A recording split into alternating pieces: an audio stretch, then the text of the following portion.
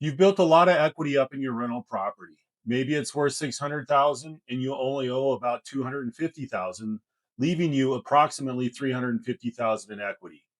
And the first thing a lot of investors tell me in this situation is, I just want to pay off my remaining mortgage balance. Being debt free sounds like a solid financial goal. And for many, it is.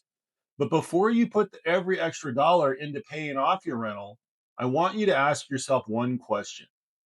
Is paying off the rental property really the best use of my capital? Because as a real estate investor, there's a big difference between eliminating debt and building wealth. My name is Steve Molman. I'm a senior Colorado loan officer specializing in investment property financing. And in this video, we're going to look at how I work through this decision process with a lot of my clients. Let's use this simple example. Your rental is worth 600,000 and again you only owe 250,000 with about 350K in equity. That leaves you with two basic options when looking at what you should do. You can use the additional cash you receive monthly to pay down that $250,000 mortgage faster, or you can keep the existing financing and potentially use some of your available capital to acquire another investment property. Neither option is right automatically. The mistake is assuming that paying off the mortgage is always the smartest thing an investor can do. And that's not always necessarily true. The real question you need to ask yourself is, what is the best use of your capital? Let's say you have 150,000 in cash available. You could put that 150,000 towards paying down your existing rental property's mortgage balance, and that gives you less debt and eventually a higher monthly cash flow once that mortgage is retired. That's a legitimate strategy. But let's say you identify an additional rental property where that same 150,000 could potentially cover the down payment, closing costs, and reserves. Now you're looking at a completely different opportunity. Instead of putting more money into property one, you could potentially use that money to capitalize and acquire property number two. Now you have two income producing assets instead of one. And that's where I want investors to start thinking differently. Don't just ask, how do I get out of debt? Ask yourself, what can this capital or cash accomplish for me? Now, there's an important warning here that I want you to consider. I'm not saying you should always use your equity to buy another rental. More properties don't automatically mean more wealth. If you take 150,000 out of an existing property and buy a rental property that loses money every month, you've made your financial situation worse and not better. That's where the next property has to make sense. You need to know going in, what's the purchase price? What's the expected rent? What's the mortgage payment? What are your taxes and insurances? And what are your carrying costs for maintenance and potential vacancy assumptions? After everything is accounted for, does this property actually make sense? If the answer is no, I would rather you keep the equity in the property than force another investment. Here's another thing that I would look at very closely. What interest rate are you paying on your existing mortgage? If you have an older mortgage with a below current market interest rate, aggressively paying it off may not always be the best use of your money. You might be giving up inexpensive financing that you could potentially keep in place while using your available capital somewhere else. On the other hand, though, if your mortgage has a high interest rate, paying down that debt becomes much more attractive. So don't make your decision based solely on how much equity you have. Look at the cost of the debt as well. Another factor to consider here is, what stage of life are you in? This is another area where investors sometimes get different advice because they're at different positions in their lives.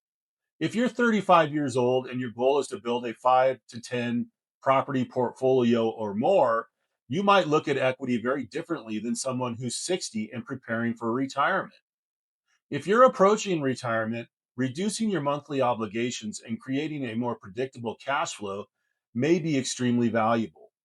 In that situation, paying off a rental could make a lot of sense. But if you're still aggressively building your portfolio, you need to consider whether some of that equity could be used more productively. Your investment strategies should change as your goals change. So if an investor came to me and said, I've got 350,000 of equity in my rental, should I pay off the remaining mortgage balance? I wouldn't answer that question based on equity alone. I would ask, what are you trying to accomplish? Are you trying to build a larger rental portfolio, increase your monthly cash flow, reduce risk, prepare for retirement, pay off debt, or simply have peace of mind that comes with owning a property free and clear? These goals can lead to completely different decisions, and that's why there's no universal answer to whether or not an investor should pay off a rental property or use the capital towards another property. Before you put a lot of money towards your next rental property or paying off a rental property, I would look at five things. Number one, what interest rate do you have and how expensive is your existing debt? Number two, what is your cash flow? How much is the property actually producing after all expenses? Number three, what is your available capital? How much money or equity do you have available outside of the property? Number four, do you actually have another property that makes financial sense? And do you have the capital to take advantage of that opportunity? And number five, what is your long term goal with investing? Are you trying to maximize a portfolio, maximize cash flow, or reduce your debt?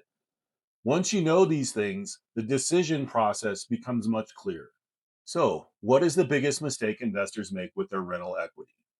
I don't think it's paying off the mortgage, and I also don't think that it's borrowing against the property. The mistake is usually making a decision without looking at your entire financial picture. Don't pay off a rental simply because someone told you that all debt is bad, and don't borrow against it simply because you can. Instead, ask yourself, what is the most productive use of the equity I've built up? Sometimes your answer will be pay off the mortgage. Sometimes it will be buy another rental property. And sometimes it will simply be don't do anything.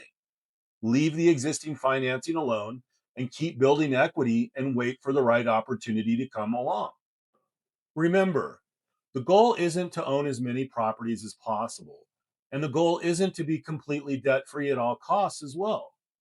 Your goal should be to build a profitable, sustainable real estate portfolio that fits your financial goals. If you're a Colorado investor trying to figure out how to use equity you've built up to grow your portfolio, or whether or not you should use it at all, that's exactly the type of financing strategies I help investors work through. Subscribe to my channel for more videos about real estate investing, rental properties, and financing strategies for building long term wealth through real estate.